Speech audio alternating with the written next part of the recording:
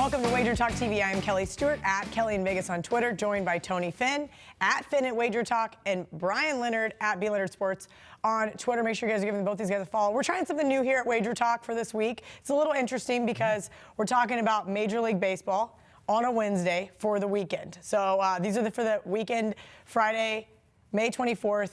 I'm assuming Saturday, Sunday. So we're gonna try this. If you guys hate it, just you guys can email Johnny at WagerTalk. Let's talk about reality, right? We don't know the pitching. We don't know the pitching staff. We don't know the lineup yet, but we can guesstimate. I'm gonna start with Bryan because he's got some guys he's looking to bet on and looking to fade, and I think maybe that's a good angle here to get people started for this weekend. Yeah, when you look at get on the MLB site and you look at the probable pitchers.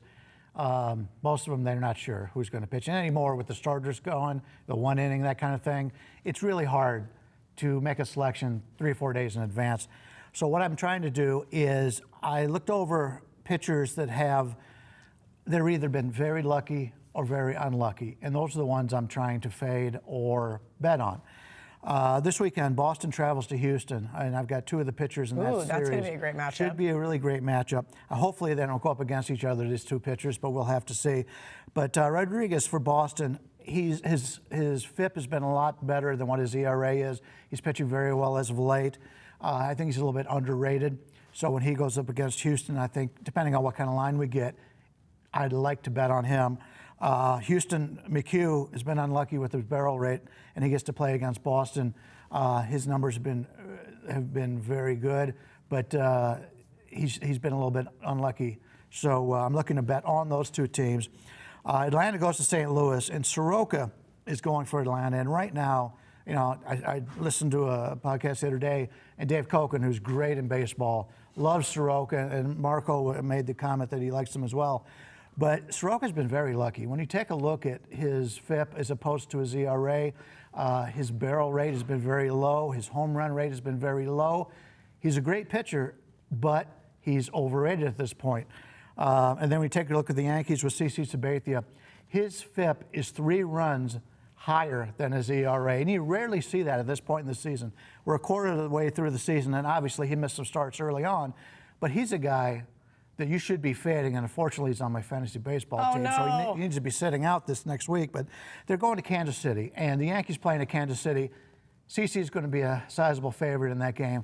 I think Kansas City would be a nice underdog in this situation. Ooh, okay. All right, Tony, you got a ton of notes in front of you. Start talking to me.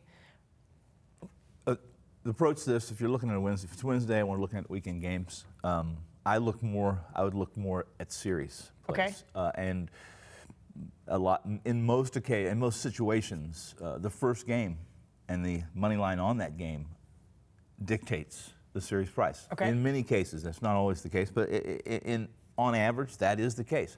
And rather than, I know we're talking Friday, Saturday, Sunday, I want to skip to a Thursday, Friday, Saturday, Sunday, which in many books, your series will be Thursday, Friday, Saturday. They'll take the first 3 games of the series. And not let you do the 4 games. Well, they try to avoid ties. Obviously, okay. trying to avoid that so they can pay or collect, one of the 2.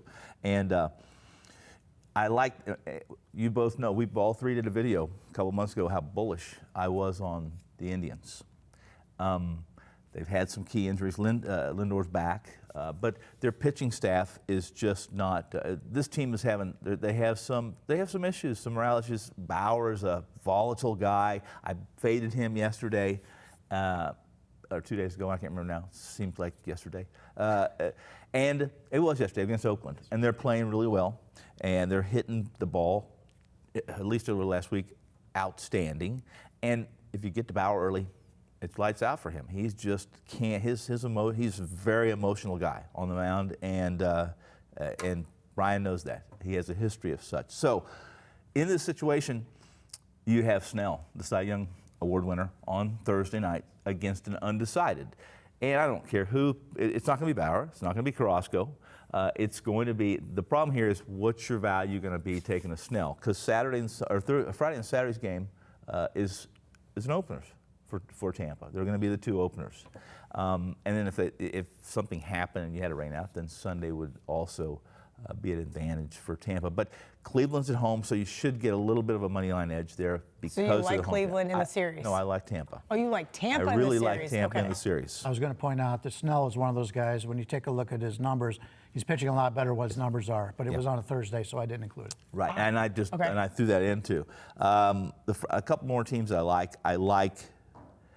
I've faded Chicago early in the season. Cubs?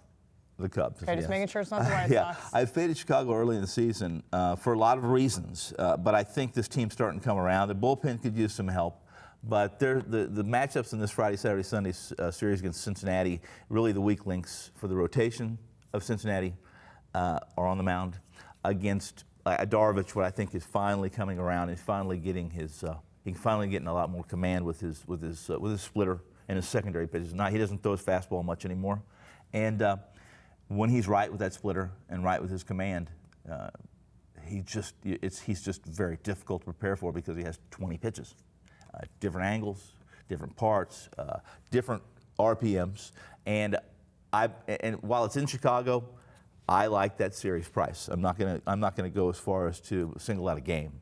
And finally, we spoke about Oakland. I really like Oakland against Seattle. Seattle overachieved or played far above their pay grade early in the season. They started 13-2, I think it was. Yeah, they started off really hot. Right, and they hit left-handed pitching really very well.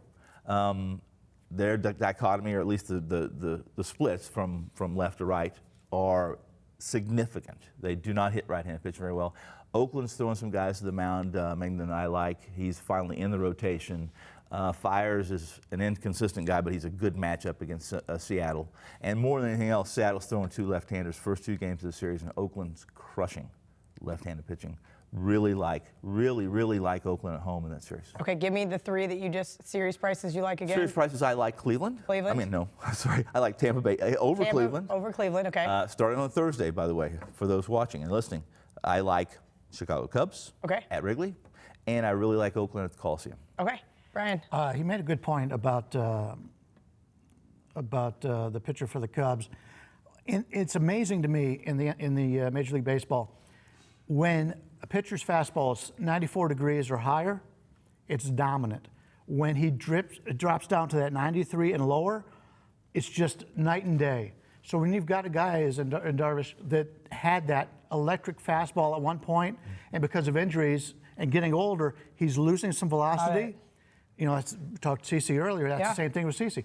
If they continue to throw their fastball when it's under 94 degrees, those are guys you want to bet against because they're going to be hit hard. Where do you find that information? There are lots of places. Okay. Yeah, Just making sure. It's all over the place on the internet. It's easy to find. But Brooks Baseball is one of those places. But that's the one thing, because a lot of these guys, as they get older, they've been a thrower all their lives. Now they need to become a pitcher. And when you've got a 100-mile-an-hour fastball, it's easy to dominate. But when your fastball leaves you, that's one of. And a lot of people think, well, this guy's been great so long, you know, he should be winning. Well, but when you hit that 93, you can't get it up there much longer. That's a team you want to be betting against. And all right. to go into this really quickly, I know we're trying to get out of this video, is that's an excellent point. And you'll see a lot of pitchers right now with an increase in velocity. Whether it be spin rate, rotation, grip, the better grip you have, the more RPMs you're going to have, the better spin rate you have, the more velocity you're going to have. Guy, let's give an example tonight, which will be done and over by the time they watch this video, but Harvey is still throwing 95 miles an hour, but he has no movement, his spin rate's not very, and his command's so bad, and we're talking about a guy who was an all-star and a guy who was that Boris represented, 3 or 4 years ago with the Mets. He can't fool anybody, and even though he's throwing 95. Great stuff, guys. If you like these videos, please hit the thumbs up button, subscribe to our YouTube channel, and share it with all of your friends. I like that.